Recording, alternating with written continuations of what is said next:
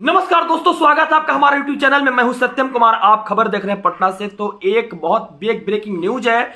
Supreme court के आदेश के अनुसार बिहार के आला अधिकारियों को झटका पर झटका दिया गया। जब से लौटे हैं नीतीश कुमार बेंगलोर से, तब से झटका पर झटका बिहार सरकार को मिल रही है। और मैं पहले भी बोला था कि यह बहाली जो उत्तर प्रदेश के 69,000 बहाली का जो सेम दशा और दिशा था, सेम वही होने वाला है। आला अधिकारी ने अपना आगे तो मंत्री को भी नहीं समझ रहे हैं।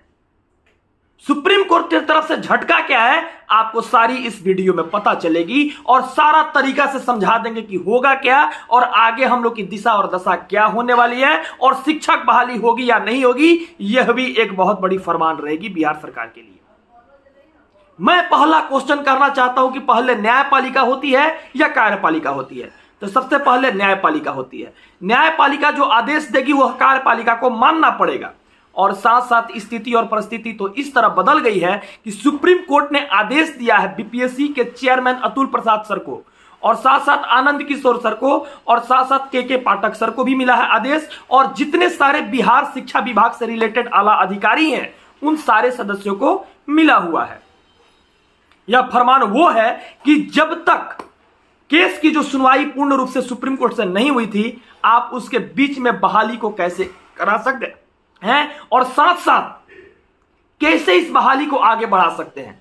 जबकि आप देखे होंगे बंगाल गवर्नमेंट के द्वारा 12,000 नए शिक्षक बहाली की योजना जो चल रही है, उसके ऊपर रोक लगा दी है। वो स्क्रीन पर देखिए चल रहा है। 12,000 शिक्षकों को रोक लगा दिया गया है। यह सुप्रीम कोर्ट का पैमाना है और सुप्रीम कोर्ट की बात सबसे पहले बंगाल गवर्नमेंट ने मानी। क्या बंगाल देश का एक राज्य है और बिहार देश का एक राज्य नहीं है? यह आला अधिकारी जितने सारे हैं वो अपने मंसूबे में कामयाब हो रहे हैं, जो चाह रहे सो कर रहे हैं। बीच में नियम बदल देते हैं, बीच में कानून बदल देते हैं, यहां तक कि जो भी सरकार को फायदा दिखता है वो फायदा कर लिया। सरकार ने तो अपना कलेक्शन कर लिया ना 22 तारीख तक। फॉर्म भराने का डेट जो था 22 तक बढ़ाकर सरकार ने 10 लाख लोगों से फॉर्म भरकर अपना कलेक्शन तो कर लिया। अब सरकार क्या करेगी ना, सरकार गेम खेलना स्टार्ट कर देगी बच्चों के साथ। बच्चों के साथ गेम खेलना स्टार्ट कर देगी, क्योंकि सुप्रीम कोर्ट से तो नियम आ ही चुका है। अब सरकार अगर इस बात को नहीं मानती है, अगर कोई सिंगल नंबर ऑफ बच्चा उस जजमेंट को लेकर पटना हाईकोर्ट में उतर गया और कहा कि सरकार को जब बोला गया है सुप्रीम कोर्ट के द्वारा, तो अपना मनमाना क्यों कर रहा है सरकार? अगर उतर गया कोई भी बच्चा तो स्टे तो लगाना ही है, क्योंकि बंगाल वाले जो हैं ऑलरेडी तो रोक लगा ही दिए। ये हम नहीं कह रहे हैं, आप पेपर के माध्यम से फिर देखिए। और इसमें हम क्या कहेंगे? हम कुछ कहने लायक हैं क्या? बिहार देश का एक राज्य नहीं है कि बिहार अफगानिस्तान में पड़ता है, पाकिस्तान में पड़ता है, कि म्यांमार में पड़ता है, कि बांग्लादेश में पड़ता है, कि श्रीलंका में पड़ता है, कि चीन में पड़ता है? अरे कहां पड़ता है? कि भूटान में पड़ता है? कहां पड़ता है? यह जितने कानून जो है ना, कानून, यह कानून का जो खेल खेल रही सरकार कह रही है कि हां, अब सोचिए खुद। कुछ लोग का कहना था कि सत्यम 4 तारीख के दिन जो केस तुम लड़े थे, उस केस का जजमेंट क्या आया? तो सत्यम सीना ठोक के कहता है फिर से रद्द कराएगा, रद्द कराएगा। सत्यम पटना से रद्द कराएगा। और रद्द कराने का सबसे बड़ी टिकट दिल्ली से कट चुकी है। और यह फरमान आज भी इस दिमाग के अंदर और स्किल्स के साथ बनी हुई है किस तरह से काम करना है।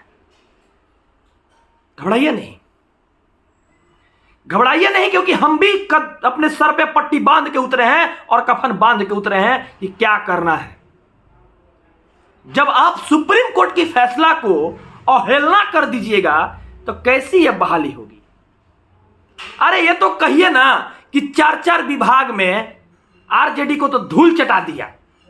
नीतीश कुमार ने 4 विभाग में धूल चटा दिया। और वही तेजस्वी यादव थे जो कहते थे कि इनका जैसा बेशरम मंत्री, इनका जैसा बेशरम मंत्री पूरे बिहार में कोई नहीं है।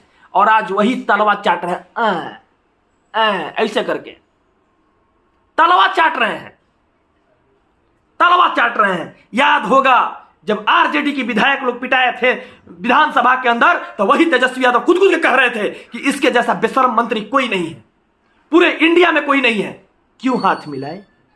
और हाथ मिलाए ही नहीं, ऐसे हाथ मिलाए हैं कि शिक्षा विभाग के मंत्री जो है ना, वो 26 दिन से नहीं गए हैं अपने कार्यकाल करने के लिए, माने सचिवालय नहीं पहुंचे हैं 26 दिन से।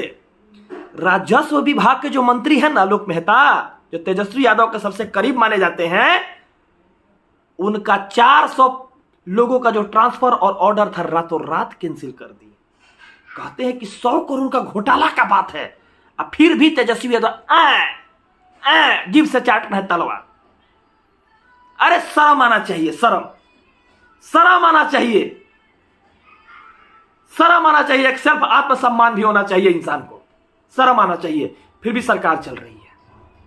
अरे लोग देखिए, इस सरकार में 1 अगस्त के बाद जब सरकार बनी है, तो 8 अगस्त के बाद, उसके बाद दोनों कोई एक दूसरे से बचते हैं, बोलने से बचते हैं, और विकासशील मंत्री हो गए हैं, विकास पुरुष हो गए हैं नीतीश कुमार। आरजेडी के खेमा से बोला जाता है, विकास पुरुष हो गए हैं। अरे वही ना नीतीश कुमार थे जो आपको कहने वाले थे कि 15 साल बनाम 15 साल। जाके अपने बाप दादा से पूछो, जाके अपने मौसा से पूछो, जाके अपना नानी से पूछो कि कैसा बिहार हो रहा है।